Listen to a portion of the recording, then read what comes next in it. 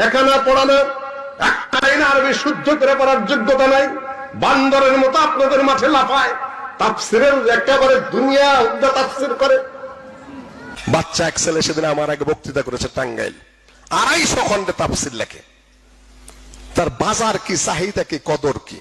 আপনাদের জন্য বাজারে একটা কিতাব ছেড়ে দিব, পড়বেন। কিতাবের নাম হচ্ছে তাফসিরে বাশারি। আমি খালি ধরতে পারতাছি না এগুলা ঠিক মতো, নাহলে তাফসির খাওয়াই দিতাম ভালো করে। আল্লাহর কসম, আল্লাহর কসম, আল্লাহর জমিনের উপরে, আসমানের নিচে, জমিনের উপরে এত বড় তাফসির গ্রন্থ আমি কোনোদিন দেখি নাই, যেটা আমি লিখতেছি। বলতেছে যে আমি লেখাই শুরু করি নাই, 250 খণ্ড হবে, আর আল্লাহর কসম, আল্লাহর কসম, আল্লাহর কসম, এত বড় তাফসির পৃথিবীতে নাই। তুমি লেখাই শুরু করো নাই, আবার নাই হলো কিভাবে? লেখাও শুরু করো নাই, দুনিয়াতেও নাই, পাবলিকে বলে মারহাবা। তো মারহাবাটা দিলেন কি নিয়ে? এটা শুধু সূরা ফাতিহার কাজ চলছে। সূরা ফাতিহার কাজে 11 খণ্ড হয়েছে। আমি আশাবাদী সূরা ফাতিহায় 15 খণ্ড হবে। এক খণ্ডে পেজ হচ্ছে 500টা। কি করে তুই বলতে পারো যে সূরা ফাতিহার তাফসীর এত খণ্ড করেছি আমি, 250 খণ্ডে আমি তাফসীর করব?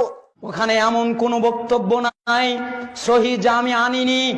ওখানে এমন কোন সহি হাদিস নাই হাদিসের যা আমি আনিনি, পাইনি, অর্থাৎ পেয়েছি আনিনি, এমনটি ঘটেনি। আমি প্রথমে কোরআনের আয়াত দিয়েছি, এরপরে দিয়েছি কোরআনের অনুবাদ, আয়াতের অনুবাদ, সরল অনুবাদ, এরপরে দিয়েছি শব্দার্থে অনুবাদ, এরপরে দিয়েছি বাক্য বিশ্লেষণ, এরপরে দিয়েছি ব্যাখ্যামূলক অনুবাদ, এরপরে দিয়েছি তাফসীর সহ অনুবাদ, এরপরে দিয়েছি ভ্রান্ত অনুবাদ, এরপরে দিয়েছি সঠিক অনুবাদ, এরপরে দিয়েছি ব্যাকরণ ভিত্তিক অনুবাদ, এরপরে দিয়েছি হাদিস ভিত্তিক অনুবাদ, এরপরে দিয়েছি ইজমা কিয়াস ভিত্তিক অনুবাদ। এরপরে ওই আয়াত সম্পর্কে, আয়াতে যতগুলো শব্দ আছে প্রত্যেকটা শব্দ বিশ্লেষণ করেছি, বাক্য বিশ্লেষণ করেছি। আয়াত সম্পর্কে যত আয়াত কোরআনে পাওয়া যায় সমস্ত আয়াতকে সামনে এনে জড়ো করেছি। যত সহিহ হাদিস পাওয়া যায় সমস্ত সহিহ হাদিস সনদ সহ নিয়ে এসেছি। ফাজিল ফাজলামের তো একটা জায়গা আছে, যেই কিতাবে যেভাবে আছে সেইভাবে এনেছি। এবং ওই আয়াত সম্পর্কে যত জয়ীফ হাদিস পাওয়া যায় সমস্ত জয়ীফ হাদিস এনেছি।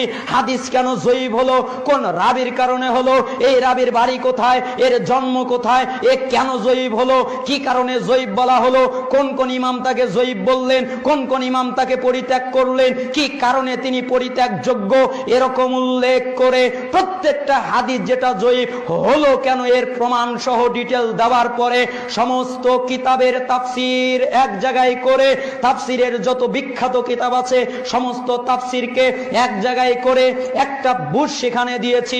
এরপরে দিয়েছি হক তাফসীর, এরপরে দিয়েছি আমাদের সমাজে প্রচলিত বাতিল তাফসীর, এরপরে দিয়েছি আমার বুঝ। এরকম এক একটা আয়াতে এরকম করতে করতে করতে সূরা ফাতিহায় পৃষ্ঠা সংখ্যা দাঁড়িয়েছে ৫,৫০০।